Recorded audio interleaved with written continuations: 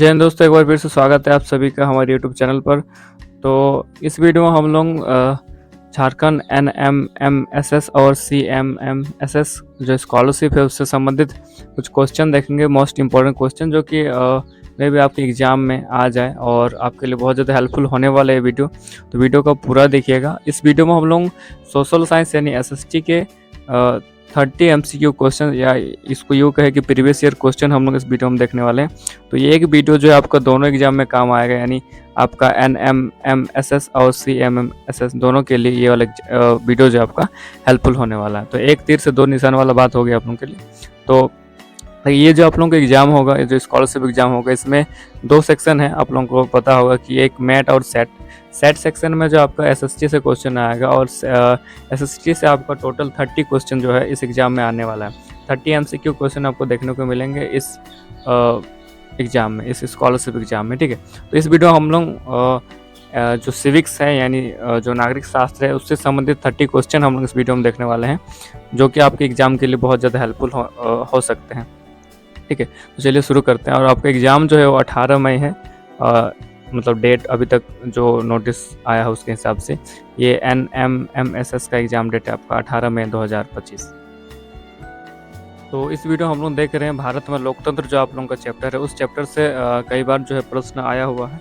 Previous year में भी आप लोग जाके देख सकते हैं। तो ये चैप्टर बहुत ज़्यादा इंपॉर्टेंट होता है आपका इस एग्ज़ाम के लिए। तो चलिए हम लोग सबसे पहले इसी चैप्टर से जो इम्पोर्टेंट क्वेश्चन उनको पहले देखते हैं। तो पहला आपका क्वेश्चन है कि भारत में राष्ट्रपति का कार्यकाल कितने वर्षों का होता है, ठीक है। तो भारत में राष्ट्रपति का कार्यकाल कितने वर्षों का होता है? 4 वर्ष, 5 वर्ष, 6 वर्ष या 7 वर्ष। तो ऑप्शन जो बी है 5 वर्ष इस प्रश्न का सही आंसर होगा, यानी भारत में राष्ट्रपति का कार्यकाल कितने वर्षों का होता है? 5 वर्ष का, ठीक है। और इस ये जो क्वेश्चन हम लोग करेंगे इसमें हम लोग कुछ एक्सप्लेनेशन भी देखेंगे, क्वेश्चन संबंधित कुछ व्याख्या भी मैं इसमें डाल दिया हूँ, ताकि आप लोगों को उसको रटने में या फिर याद करने में ज़्यादा सुविधा हो, ठीक है। नेक्स्ट क्वेश्चन चलिए हम लोग देखते हैं कि भारत में उपराष्ट्रपति का चुनाव कौन करता है? तो भारत में उपराष्ट्रपति का चुनाव करने वाली जो बॉडी है वो कौन है? संसद, राज्य विधानसभाएं या फिर दोनों? संसद और राज्य विधानसभा दोनों, और केवल संसद। तो इसमें जो सही आंसर होगा दोनों, यानी संसद और राज्य विधानसभाएं दोनों मिलकर या फिर दोनों उपराष्ट्रपति का चुनाव कर सकती है, ठीक है।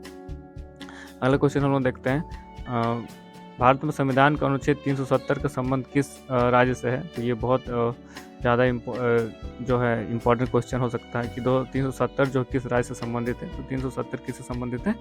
जम्मू और कश्मीर से, जो कुछ दिन मतलब कुछ पहले ही इसको जो हटाया गया था, ठीक है। तो 370 किस राज्य से संबंधित है? 370 संबंधित है जम्मू कश्मीर से। चलिए अगला हम लोग क्वेश्चन देखते हैं। भारत में संविधान का अनुच्छेद 19 का संबंध किससे है? तो भारत में अनुच्छेद 19 किससे संबंधित है? स्वतंत्रता का अधिकार, समानता का अधिकार, सांस्कृतिक और शैक्षणिक अधिकार और धर्म की स्वतंत्रता का अधिकार। तो अनुच्छेद 19 जो हम लोग का संबंधित है वो संबंधित है स्वतंत्रता के अधिकार से, ठीक है। अगला प्रश्न चलिए हम लोग देखते हैं। अगला प्रश्न दिया गया है क्वेश्चन नंबर 5 कि भारत में संविधान का अनुच्छेद 15 का संबंध किससे है? तो भारत में अनुच्छेद जो 15 है वो किससे संबंधित है? धर्म, जाति, लिंग या जन्म का स्थान पर भेदभाव का निषेध, समानता का अधिकार है, स्वतंत्रता का अधिकार है, या संस्कृति और शैक्षणिक अधिकार से, ठीक है। सांस्कृतिक और शैक्षिक अधिकार। तो इसमें से जो सही आंसर हो जाएगा ऑप्शन नंबर ए, यानी अनुच्छेद 15 जो है हम लोग को बताता है कि धर्म, जाति, लिंग या जन्म स्थान के आधार पर किसी प्रकार का भेदभाव नहीं किया जा सकता है। इसका उल्लेख अनुच्छेद 15 में हमारे संविधान में वर्णित है, ठीक है। अगला देखते हैं हम लोग क्वेश्चन नंबर 6, जो कि है कि भारत में संविधान का अनुच्छेद 30 का संबंध किससे है? तो अनुच्छेद 30 जो है किससे संबंधित है?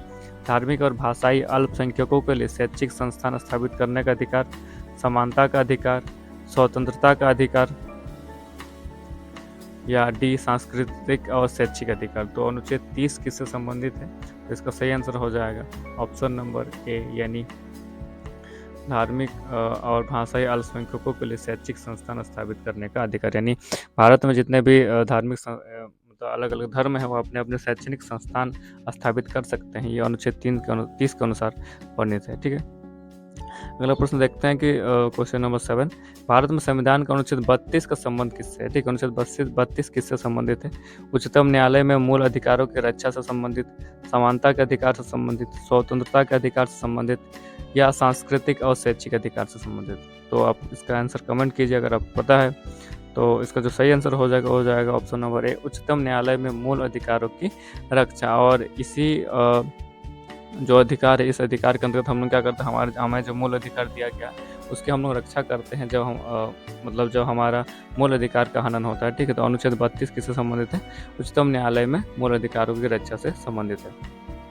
अगला प्रश्न देखते हैं क्वेश्चन नंबर 8 कि भारत में सर्वोच्च न्यायालय की स्थापना कब हुई थी? 1950, 1947, 1952 या फिर 1931।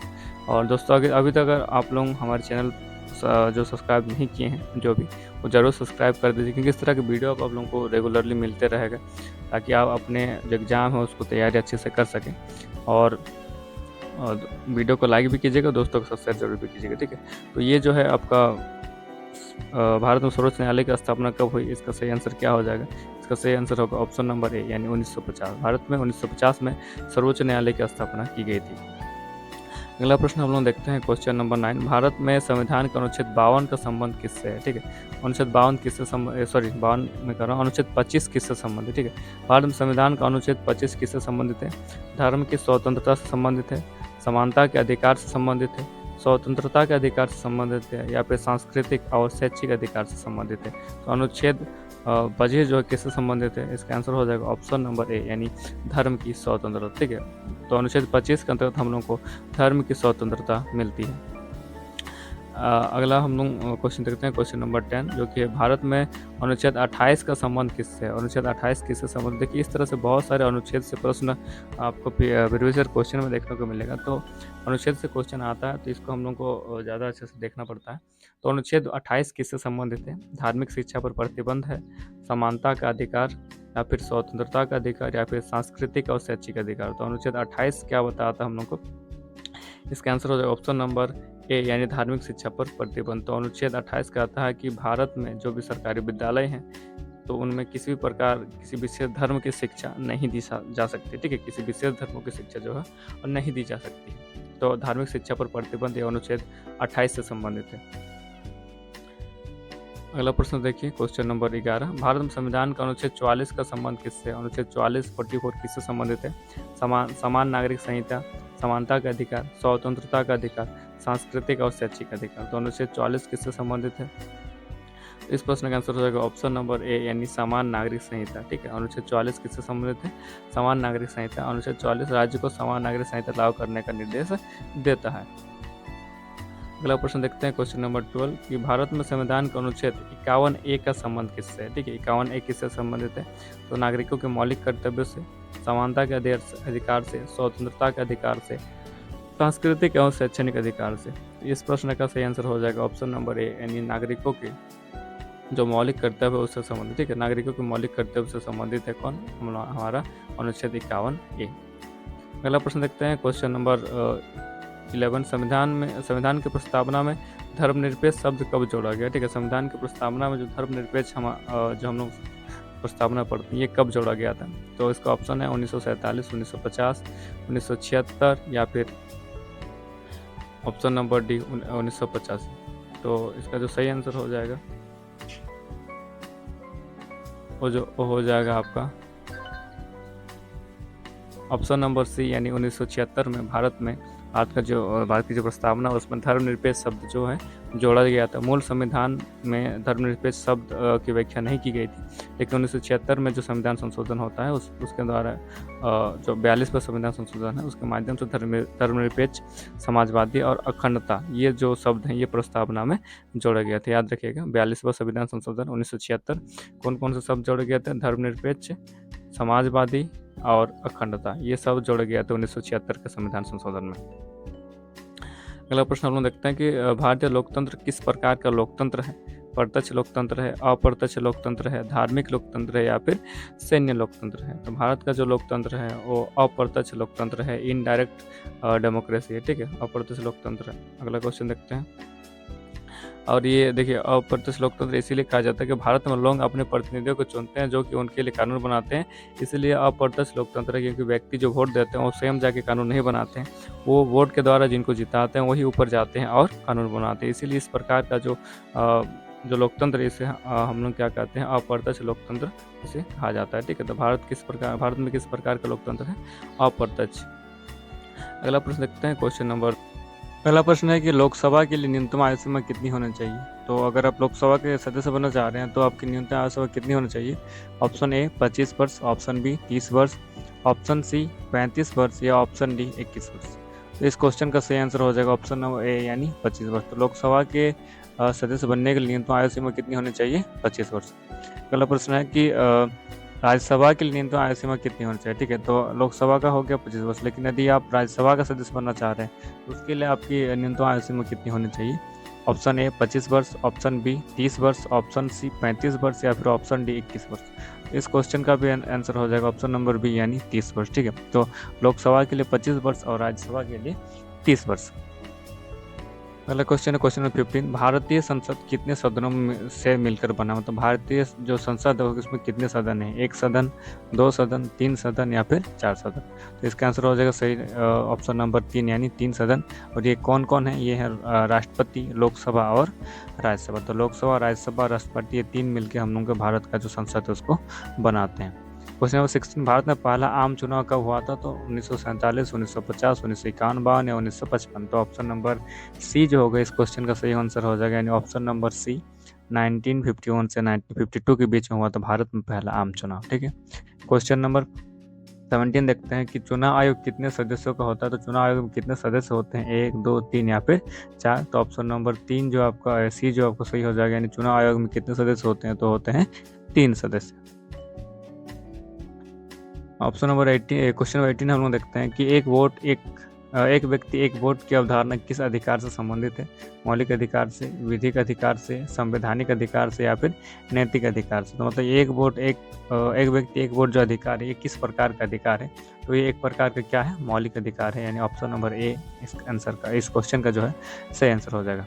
क्वेश्चन नंबर 19 हम लोग देखते हैं कि लोकसभा का मुख्य आधार क्या है, धर्म, जाति, स्वतंत्र चुनाव या फिर सेना। तो लोकतंत्र का मुख्य आधार क्या होना चाहिए, वो है स्वतंत्र चुनाव। ठीक है, क्वेश्चन नंबर 20 हम लोग देखते हैं भारतीय लोकतंत्र में अंतिम सत्ता किसके पास होती है। मतलब राष्ट्रपति के पास, प्रधानमंत्री के पास, संसद के पास या फिर जनता के पास। तो इस क्वेश्चन का सही आंसर जो हो जाएगा ऑप्शन नंबर डी जनता के पास। ठीक है, तो भारतीय लोकतंत्र में अंतिम सत्ता मतलब अंतिम रूप में पावरफुल कौन है, वो जनता ही है, क्योंकि जो नेता होते हैं, जो सांसद होते हैं, जो विधायक होते हैं, सभी को चुन के संसद में या फिर पावर में बैठाने का काम किसका होता है, वो केवल जनता का ही होता है। ठीक है, तो जनता ही चुनाव करती है। तो लोकतंत्र अंतिम सत्ता जो है किसके पास है, वो जनता के पास है।